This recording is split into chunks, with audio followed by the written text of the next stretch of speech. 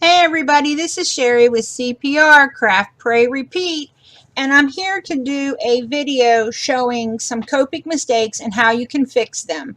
And I'm going to be using an image from Imagine That Digistamp, and I had recorded it and then thought, oh great, I ruined it. So I go ahead and I'm like, fine, I'll just delete that and I'll just have to start all over. And I was like all bummed out and all upset. And my husband's like, well, why don't you try doing this?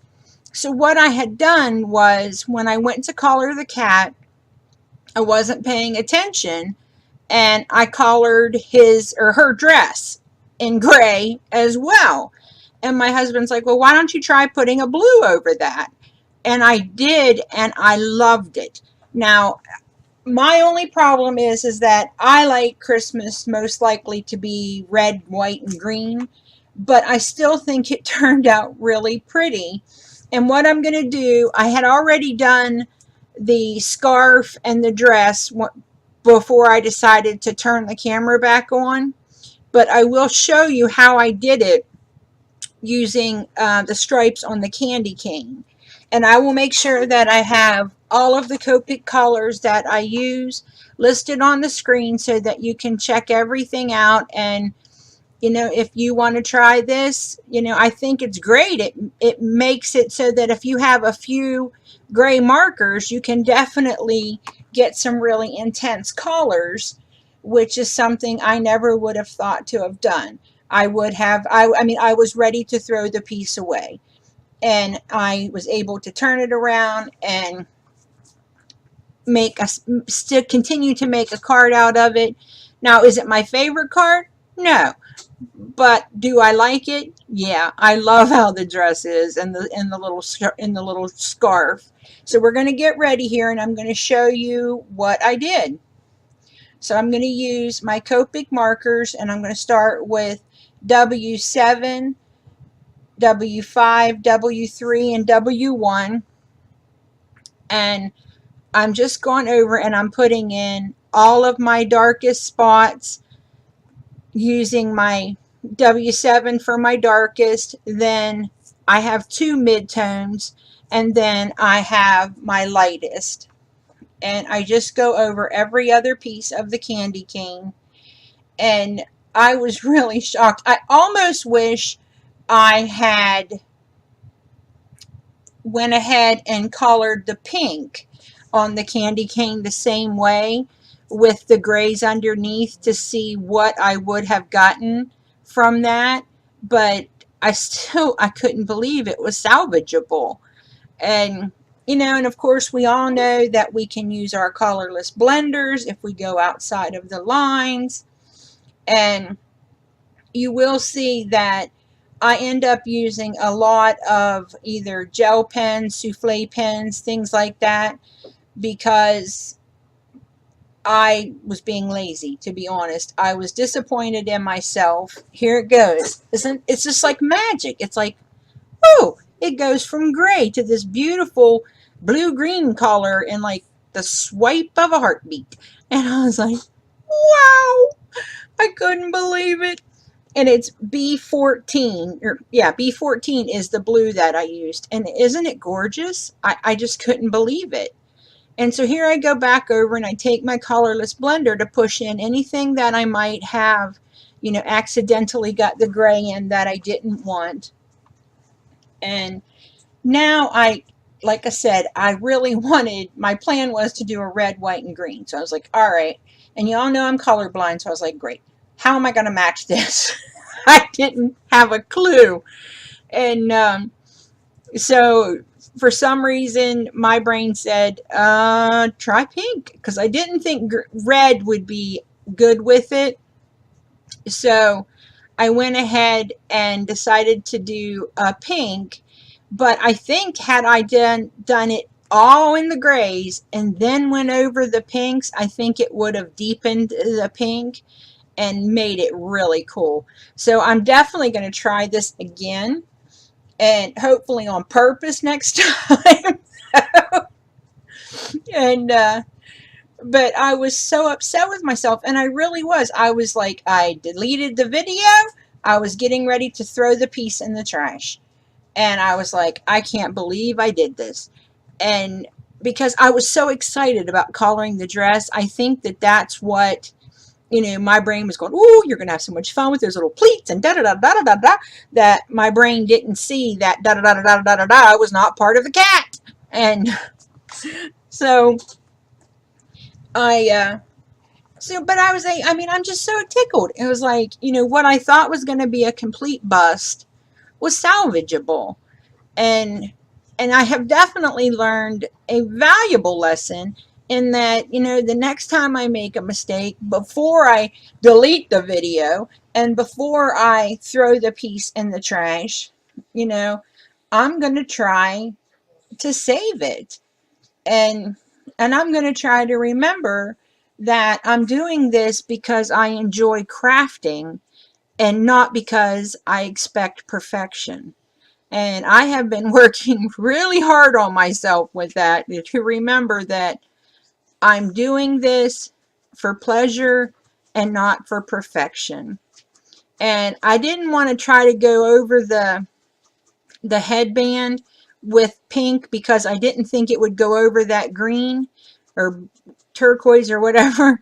And so I used a pink souffle pen, and when it dries, it's slightly dimensional, and it just leaves like a little bumpy, you know, like it's got texture on the little headband and on her sleeves. And I don't, after I messed it up, and I was just like, and I also meant to do that part of the nose, a lighter color.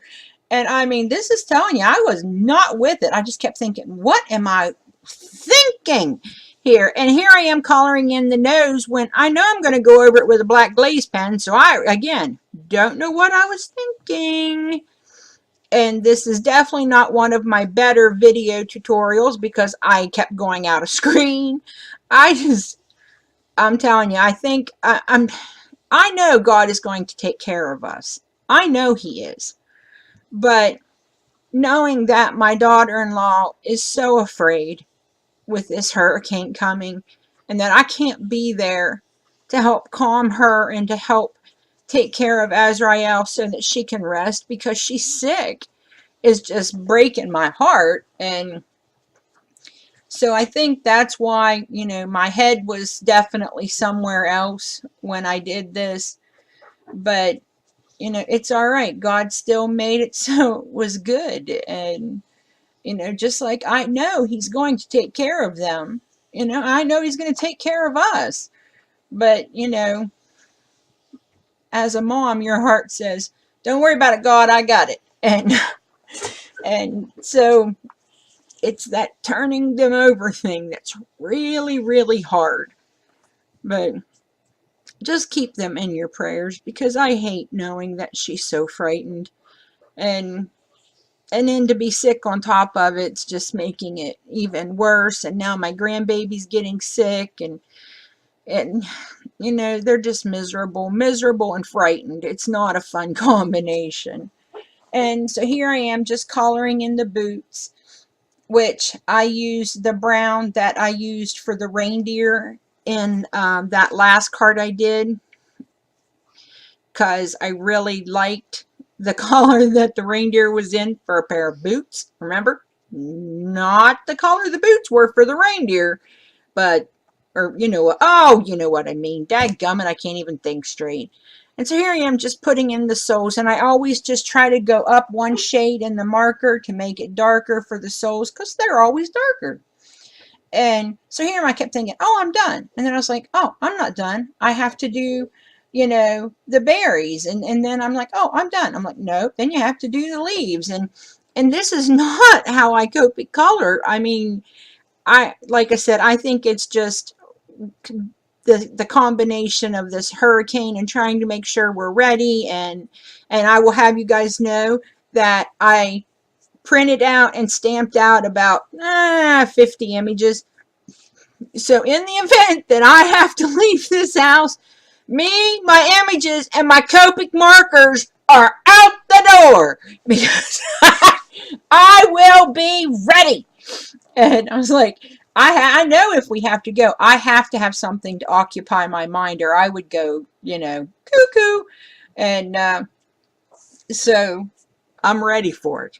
I'm ready. God knows my brain's not really there, but he made sure I was prepared. It's like, take what's important to you, Sherry. I'm like, got it, Lord. I got my Copics. I'm ready.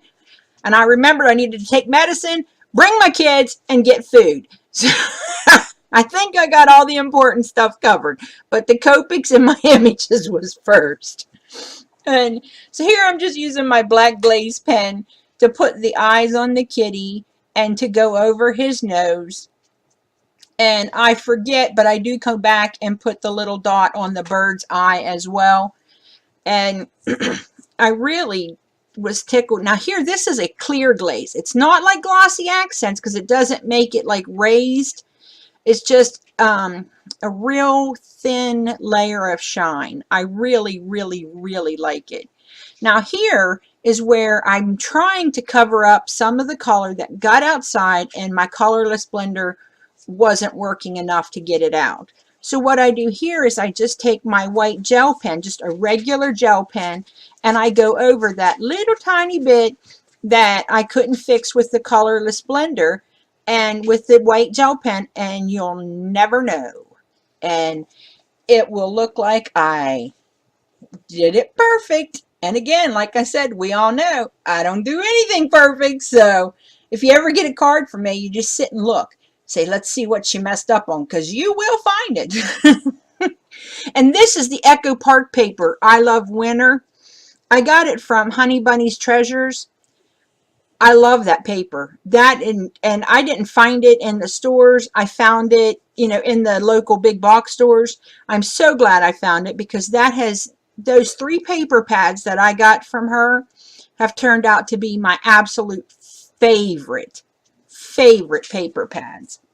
And I'll put a link to them in the description box.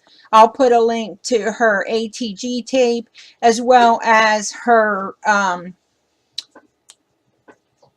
her art glitter glue because she carries it, and that's my favorite glue. I won't use anything but that.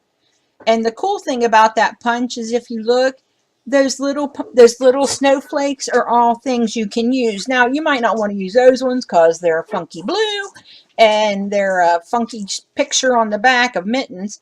But, you know, if you do it with, you know, white or something like a pale blue or whatever, you get a real pretty little snowflake that you can add on to, you know, future projects. And I just trim it off. And then I put it on my A2 card base.